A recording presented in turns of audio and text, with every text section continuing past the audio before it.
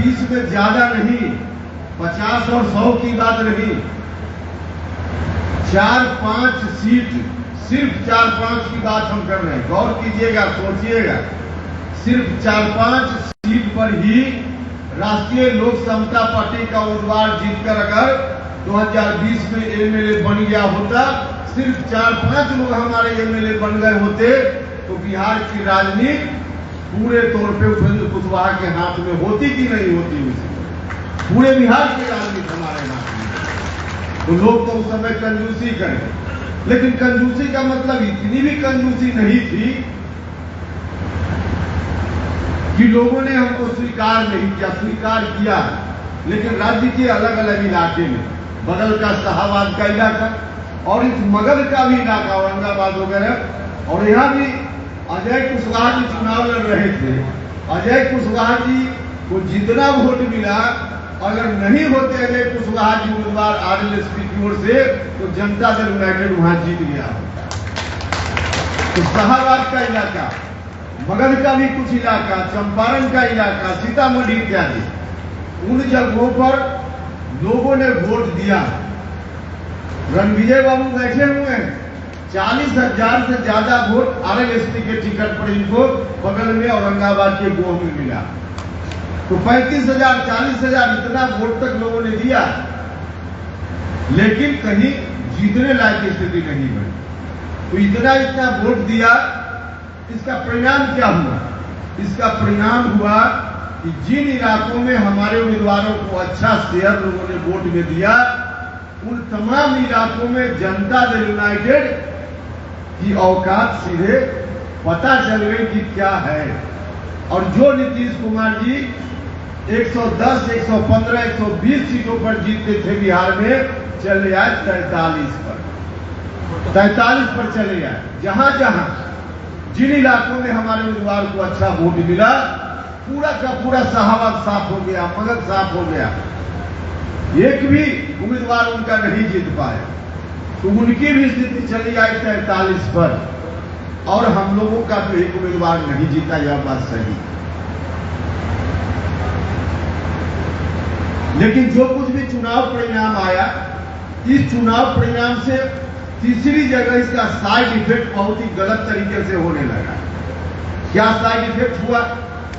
राष्ट्रीय जनता दल के लोग जो कुछ साल पहले सपना छोड़ दिए थे कि बिहार में हम सत्ता में आएंगे, उन लोगों ने फिर से अपना कुर्ता पजामा धुलवा करके और माथे पर लालटेन लेकर के वो लोग फिर से निकल पड़े।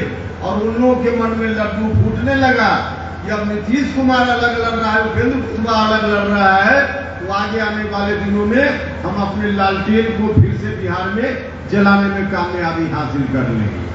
तो उनके मन में जब लड्डू फूटने लगा, आरजेडी के लोगों के मन में लड्डू फूटने लगा, तब हम और हमारे साथियों ने विमर्श किया कि अब ऐसी परिस्थिति में हम लोगों के कारण किसी तरह से अगर आरजेडी के आने का, और आरजेडी से मेरा मतलब है कि 2005 के पहले जिस रूप में बिहार की स्थिति थी, आरजेडी वाले जब भी कभी आने की बात करेंगे तो निश्चित रूप से 2005 के पहले वाली स्थिति को आने से कोई रोक नहीं पाएगा।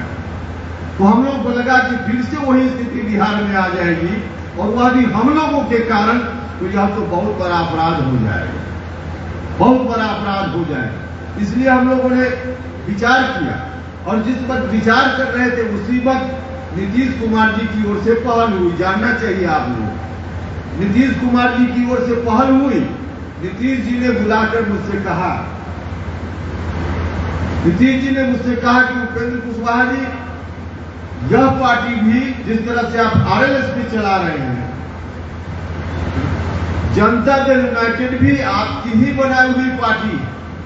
और यह बात ठीक कही उन्होंने, जितनी मेहनत राष्ट्रीय लोक समता पार्टी को बनाने में हमने की थी, उससे थोड़ा भी कम समता पार्टी को बनाने से लेकर जनता दल यूनाइटेड तक हमने उससे थोड़ी भी कम मेहनत नहीं की थी। उस पार्टी को बनाने में भी उतनी ही मेहनत हमने की थी। 1994 से लेकर लगातार 2005 में जब तक नीतीश कुमार बिहार के मुख्यमंत्री बने, दिन को दिन नहीं, रात को रात नहीं, हम लोग उस वक्त भी करते रहते थे। अपनी जवानी का महत्वपूर्ण साल नीतीश जी को कुर्सी पर बैठाने में हमने भी कुर्बान किया था, समता पार्टी की शुरुआत से लेकर 2005 तक। तो नीतीश जी ने कहा कि यह पार्टी भी आपकी बनाई हुई पार्टी है, तो मुझको लगा कि ठीक कह रहे हैं नीतीश। साथ ही साथ उन्होंने कहा यह पार्टी आपकी पार्टी है, अलग से पार्टी चलाने की क्या जरूरत है, अब आगे हमको नहीं रहना है, आइए किसी पार्टी को अब चलाने का काम कीजिए। तो मुझको लगा कि चलिए इस निर्णय से कम इतना तो होगा कि आरजेडी वाले लोग जो मन में लड्डू फोड़ रहे हैं उनको आने से तो हम जरूर रोक देंगे। और हमारा तो संकल्प शुरू से रहा है कि बिहार की राजनीति में हम कुछ भी झेल सकते हैं, लेकिन आरजेडी वाले फिर से आ जाए इसको हम नहीं कबूल कर सकते। इसलिए नीतीश जी के साथ हम लोगों ने सहमति व्यक्त कर दी। लेकिन उस वक्त जिस वक्त हम लोग सहमति व्यक्त कर रहे थे और निर्णय करके हमने विलय कर लिया, हम तो गए थे अपना सर्वस्व न्यौछावर करके, जो कुछ भी राजनीति बिहार की राजनीति में हमारी कमाई थी सबको हम न्यौछावर करके कुर्बान करके उनके साथ हो गए। लेकिन उस दिन हमको कहां पता था कि नीतीश कुमार जी जिस तरह से हमारी राजनीति है आरजेडी के खिलाफ शुरू से लेकर अंत तक, उसी तरह से नीतीश कुमार जी की भी राजनीति समता पार्टी का जन्म हो या बाद के दिन हो। समता पार्टी के जन्म के समय तो आप सब लोग जानते ही हैं कि किस परिस्थिति में समता पार्टी बनी थी, और उतना ही नहीं, छोड़ दीजिए उस समय की बात, अंतिम में 2020 जो विधानसभा का चुनाव हुआ, सबसे अंतिम चुनाव विधानसभा का 2020 में हुआ। जिस 2020 के विधानसभा चुनाव में भी नीतीश जी ने क्या कहा था बिहार भर में घूमकर, 15 साल बनाम 15 साल, नहीं दीजिएगा हमको वोट तो फिर बड़े भाई आ जाएंगे। यही कहकर शुरू में भी वोट लिया नीतीश जी ने, और अंत में 2020 में भी यही कहकर बिहार के लोगों से वोट लिया। तो हमने भरोसा किया कि नीतीश कुमार जी की भी राजनीतिक पृष्ठभूमि जब यही है तो नीतीश जी ठीक ठाक आगे रहेंगे, करेंगे। लेकिन उस वक्त कहां पता था, हम लोग कभी सपना में भी नहीं सोचते थे। यही नीतीश कुमार जी एक दिन ऐसा आएगा जब अपनी राजनीति की अंतिम पारी की बात करेंगे तो बिहार को फिर से उन्हीं हाथों में सौंपने लगेंगे जिन हाथों ने इस बिहार को बर्बाद करके रख दिया था, हर तरह से तंग और तबाह करके रख दिया था। लेकिन हुआ वही अंत में आकर नीतीश जी ने कहा कि हम उन्हीं हाथों में बिहार को सौंपेंगे जिन हाथों ने बिहार के साथ क्या क्या नहीं किया। और तब हमने नीतीश जी से बात की, हमने फिर अकेले में उनसे बात की। हमने कहा कि नीतीश जी ऐसा मत कीजिए, उपेंद्र कुशवाहा का चेहरा पसंद नहीं है, कोई बात नहीं। जिन लोगों ने आपको शुरुआती दौर में सबसे ज्यादा साथ दिया, समता पार्टी बनी तब से लेकर और 2005 तक तो समाज के सभी वर्ग के लोगों ने साथ दिया, चाहे दलित महादलित भाई हो, पिछड़ा अति पिछड़ा भाई हो, लघु समाज के लोग हो, अल्पसंख्यक समाज के लोग हो, सवर्ण समाज के लोग हो, सब लोगों ने थोड़ा या कम या ज्यादा साथ दिया, तब नीतीश कुमार बिहार के मुख्यमंत्री बन पाए। लेकिन शुरुआत में किसने बैठने की जगह दी? शुरुआत में लघु समाज के लोगों ने, धानुक समाज के लोगों ने। जब हम लोग समता पार्टी लेकर शुरू में घूम रहे थे तो कोई बैठने की जगह देता था क्या? हम लोग पूछते थे कि कुर्मी समाज का कौन घर है, अति पिछड़ा समाज का कौन घर है, कुशवाहा समाज का कौन घर है। तो वहां शुरुआती दौर में इन्हीं लोगों ने बैठने की जगह दी, बाद में चलकर सब लोगों का साथ मिला। हमने कहा नीतीश जी से कि नीतीश जी उपेंद्र कुशवाहा का चेहरा नहीं पसंद है, कोई बात नहीं है, लेकिन जिन लोगों ने लघु समाज, अति पिछड़ा समाज, धानुक समाज या अति पिछड़ा समाज में कोई भी, सब लोगों ने शुरुआती दौर में बैठने की जगह दी। आपको छोड़ दीजिए उपेंद्र कुशवाहा को, लेकिन इस समाज में से, अति पिछड़ा में से, लघु समाज में से, धानुक समाज में से किसी को भी आप बिहार सौंपने की बात कर दीजिए, उपेंद्र कुशवाहा जीवन आपके पीछे पीछे चलने के लिए तैयार है। लेकिन उन्होंने नहीं सुना, सीधे फरमान को फरमान जारी करते चले गए और आज भी इसी जिद पर है कि हम वही सौंप कर जाएंगे। इसलिए हम आप सब लोगों से कहने आए कि आज की तारीख में हमने तो यह भी कहा नीतीश जी कि समाज के सभी वर्गों की बात छोड़ दीजिए नीतीश जी।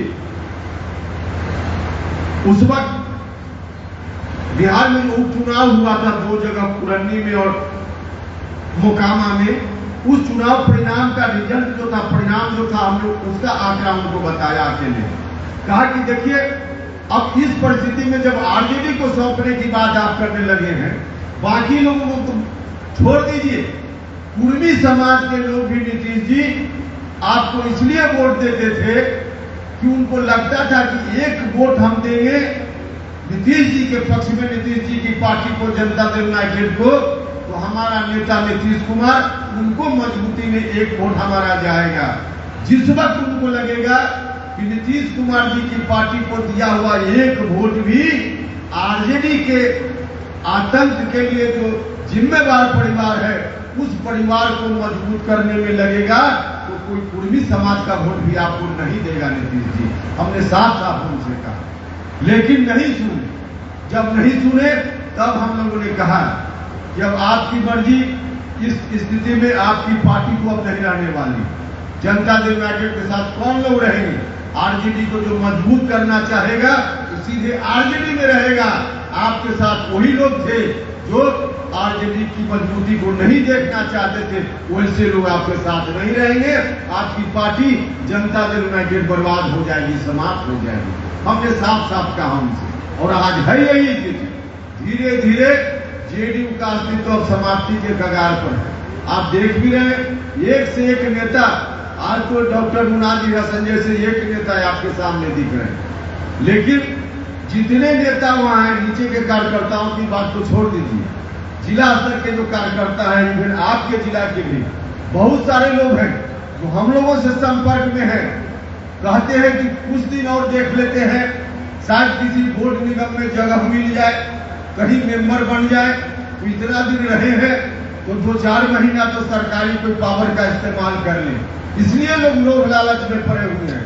और जो बड़े बड़े नेता हैं, जो मंत्री हैं, एमपी हैं, एमएलए हैं, उन लोगों ने कहीं न कहीं अपना ठिकाना ढूंढ कर रखा है, क्योंकि उनको मालूम है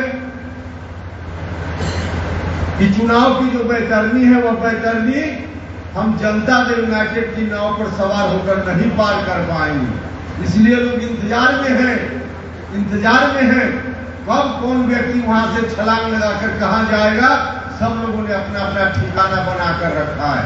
तो आज की तारीख में अंदर से पूरा का पूरा जनता दल यूनाइटेड खोखला है, कुछ नहीं बचा है, माल बिल्कुल समाप्त है, डब्बा बच गया है।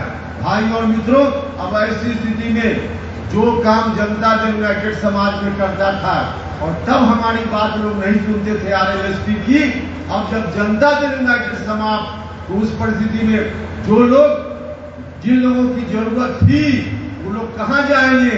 उनके लिए एक पार्टी की जरूरत है, और वही पार्टी अब जनता दल यूनाइटेड के समाप्त होने के बाद राष्ट्रीय लोक जनता दल के रूप में है।